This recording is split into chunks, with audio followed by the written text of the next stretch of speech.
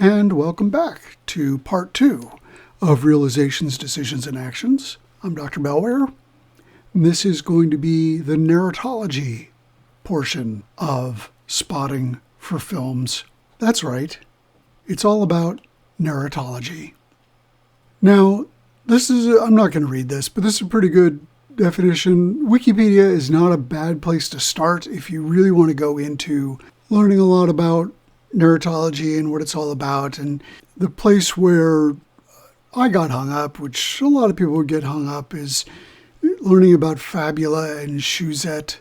These are words, by the way, that as far as I can tell, they're translated from French to Russian and then back into French and then into English. So like so many things in music for films, it's a mistranslation from the Russian. But, and again, I'm not going to read this, but if you'd like to learn more, this would be the sort of direction to go in. Or my suggestion would be to start with Mieke Bal. She is, I believe, a Dutch academic, and she wrote a book, Narratology, Introduction to the Theory of Narrative, which is one of the easier, in my opinion, books to understand. There's also the Oxford Narratology, Introduction to Narratology, I think it's called, which is also perfectly fine. But what we're going to do instead is we're going to use sort of my own definition of these terms, knowing three things. One is that this method, using these kinds of definitions, works for me. It doesn't necessarily mean it's going to work for you, and that you should take what works for you and not take the stuff that doesn't work for you. And also, my definitions are just not canonical in any way. So when I break it down, this is just my way of breaking down how narratology works. It has nothing to do with, again, if you were to be in a class with Mieke Bal or any real narratologist, they might have a different and better definition, but I don't think a better definition for spotting for films. So what is narratology? Narratology is a lens to understand story. It's just a way to look at the framework of the story. And we need to know that if we are making music for drama, because, the story's the thing that we're doing. It is tragically ill-defined, and I just wish that weren't true. But it's also spectacularly important. So it would be nicer if it were better defined. But I'm going to be defining it for our purposes here. The thing about narratology is you have to understand that it's the idea of layers in a narrative. And there's two basic kinds of layers. One is chronological, and the other is a point of view. The chronology has to do with the way that the story is told, the chronological order that the story is told in, which is not always linear, and the points of view of the story, which can change. However, they are usually, and I really just mean this generally, the point of view is one character, although inevitably there's going to be scenes where the point of view will change to be another character's for that scene. So let's look at the chronology of stories.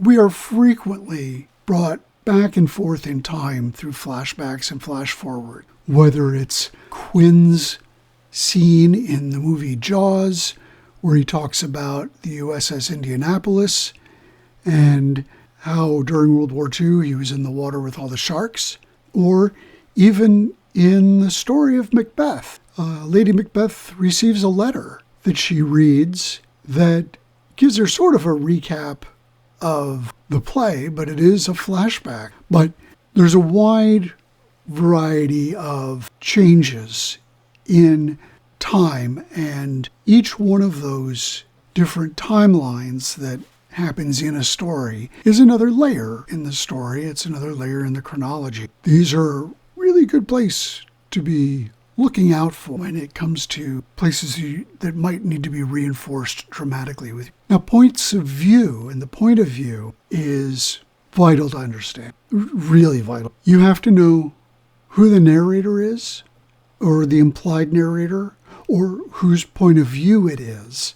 So narrator can mean, it doesn't mean that there's necessarily a voiceover telling you what's going on. There's usually a character through whom the story is told. Getting back to the example of Macbeth, it's mostly Macbeth. In Lady Macbeth's first scene, though, with the letter, that scene is clearly her scene. She has the agency. She makes decisions in that scene. We get to that later. But it's very important to understand the narrator or the point of view of the dramatic work.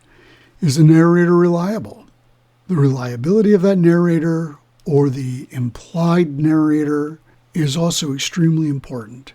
So, and whose story it is might be separate from the literal narrator. Like there's a literal narrator in the Coen brothers film, The Big Lebowski. That literal narrator is not the person whose story it is actually Lebowski. That's important to know. That is important to understand. Some dramas don't actually tell you whose story it is until the end. That can be kind of tricky to do, but if the story does do that, boy oh boy, you better know it. For instance, Hamlet is kind of a story that's arguably mostly Horatio's point of view. You could argue that.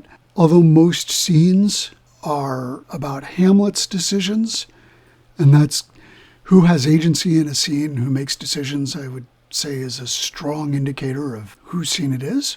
And you'll find in a lot of different dramas, the person whose scene it is can change, but usually the overall drama is one person or another's. These are all things to pay attention to. Now here's some things I'm just going to say about music. We can demonstrate that the music can take all of the meaning that was created by the writer and the director and the actors and the art department, and the music can destroy everything they thought they were doing. Or the music can make it all perfect. That does not mean that there's only one kind of music that will make a given kind of drama work. But what it does mean is that the music will dictate what it was that everybody else had been doing all this time in creating the drama. The music will determine what the world is. So you can go and put an avant-weird pop soundtrack on top of a Western, and that's the world that it creates. It's going to be avant-weird Western. Or you can use very old-timey music and put it in a science fiction movie, and that is what you will have. Or you can put some Cardigan songs in a Romeo and Juliet, and that is the world you will have created in that Romeo and Juliet. The music comes from the world. The music doesn't lie. The music knows all the secrets, and whatever the music does, that's what everything is. Now, for practical purposes, consider placements of cues when, for instance, the point of view changes, which also, incidentally, means when the scenes change, and when time changes.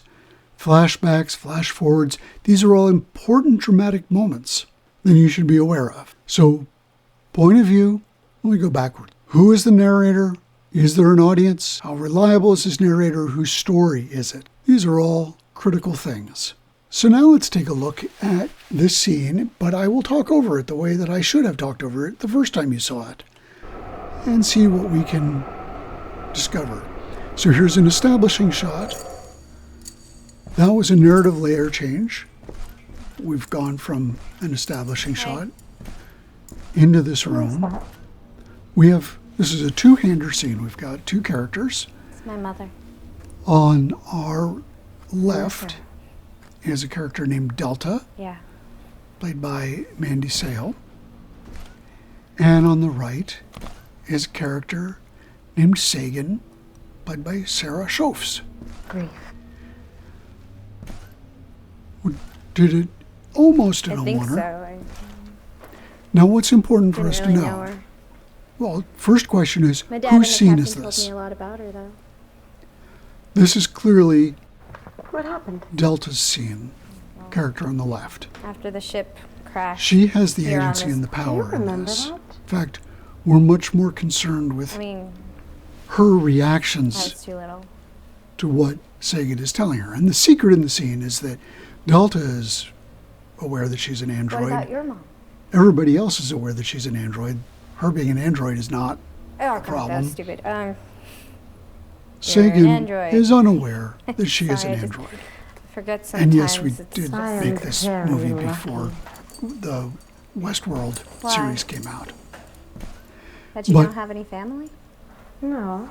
It's critical to have this You know understanding I of am an android. this movie is actually Sagan's movie, How would you not know that? but this scene is Delta's scene After a reset, it takes a while because to Delta understand. has the agency in the scene. time. She Like knows time. things, or at least suspects Where them. you are. It's been a while now.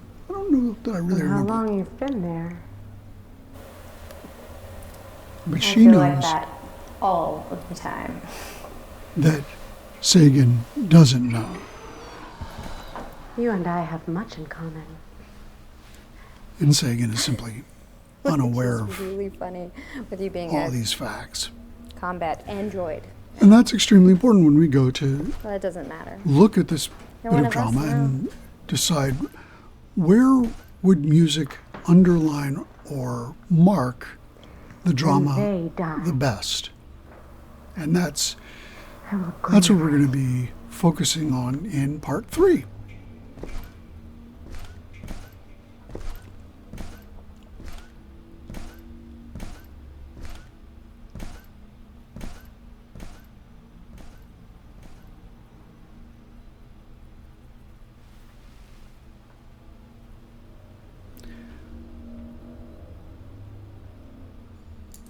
So now we think that we're probably sinking through another narrative layer. That's the way I feel that there's like a slow consideration or realization. But we're going to get to that in part 3.